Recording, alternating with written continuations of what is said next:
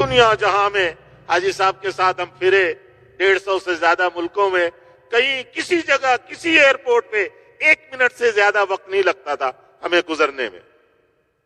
وہی پگڑی، وہی لباس، ہر جگہ ایئرپورٹ پہ ہم سے پوچھتے تھے کچھ لوگ آ کے کہ یہ سفید کپڑے تم لوگوں نے کیوں پہنے ہوئے؟ میں نے کہا کیوں، تمہیں کیا لگتا ہے؟ کہتا بس ہم سب کا دل تمہاری طرف کھنچ رہا ہے. یہ گرو کون ہے؟ یہ بڑے، ہمیں ان کا پاؤں چھونے دو، کوئی کہتا ہمیں ان کا ہاتھ چومنے دو، کوئی کہتا ہے ایک تصویر لینے دو. سنت میں یہ کشش ہے، یہ سنت کی جاذبیت ہے، سنت والی زندگی.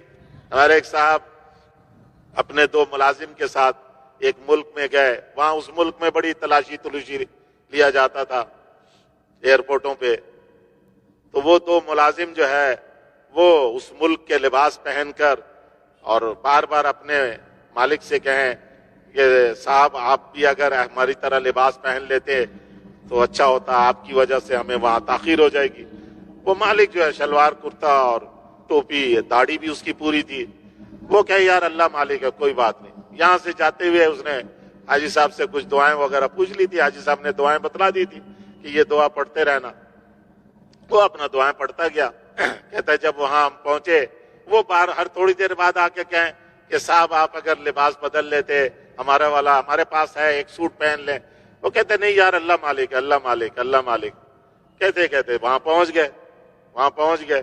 جب پہنچے تو اس نے کہانی سنائی کہ ایئرپورٹ پہ جب ہم لائن میں کھڑے تھے تو جو خاتون امیگریشن میں وہاں آگے بیٹھی ہوئی تھی، اس نے یوں لائن کو دیکھا تو دیکھتے دیکھتے میرے اوپر اس کی نگاہ ٹک گئی اور مجھے انگلی کے اشارے سے اس نے یوں کہا باہر ہو جاؤ،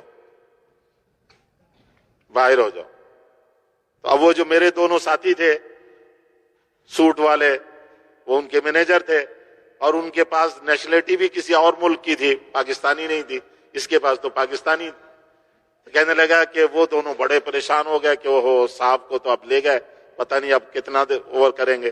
کہتے مجھے اس نے بلایا اور بلا کر جو ہے آگے اشارہ کیا آگے آ جاؤ. میں سیدھے سارے لائن کو کراس کر کے آگے گیا. اس نے کہا پاسپورٹ لاؤ. میرا پاسپورٹ دیکھا، مجھے دیکھا اور میرے پاسپورٹ پہ فوراً اسٹیمپ لگایا. کہتے جاؤ تم. میں وہاں سے گیا باہر، اپنا سامان جہاں بیگ تھا بیگ لے کر میں 2 منٹ میں باہر آ گیا. اور وہ میرے ساتھی سمجھ رہے ہیں مجھے کہیں لے گئے شاید. انہوں نے دیکھا میرا پاسپورٹ کہ ایک آدمی کے ساتھ مجھے بھیج دیا انہوں نے، تو مجھے تو بھیجا انہوں نے سامان کے پاس. میں سامان لے کر باہر آ گیا. پھر مجھے خیال آیا کہ باہر میں ان کا انتظار کروں تو یہ اچھا نہیں ہے. ہوٹل میں جانا ہے تو ہوٹل ان کو بھی پتا، وہ آ جائیں گے. میں اپنا ہوٹل پہنچ گا.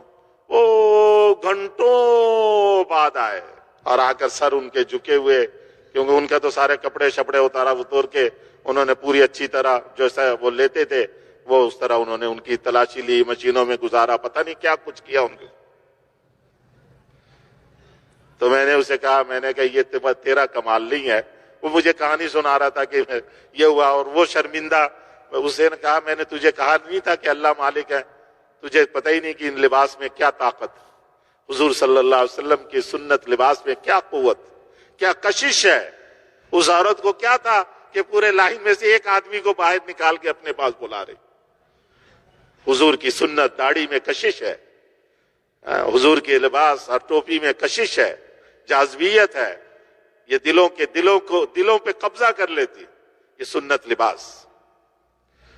جو سنت لباس سنت شکل صورت کو اختیار کر کے ڈرتا رہتا ہے، اللہ اس پر خوف مسلط کر دیتے ہیں. اللہ اس پر خوف مسلط کر دیتے. اور ہم نے دیکھا سب جگہ. میں نے بتایا نا کہ 1 سے 2 منٹ ہمیں نہیں لگتا تھا. اس لیے کیا فرمایا؟ حسنت علانیت، جو علانیہ اعمال ہم کریں وہ خوبصورت بنا کر پیش کریں. ایسا خوبصورت بنائے کہ لوگوں کے دل کھنچے اس کی طرف. اس کی خوبصورتی میں لوگوں کے دل کھنچیں گے، اس کی طرف آگے بڑھیں گے. واستقامت طریقتہ، اور راستہ سیدھا اختیار کریں.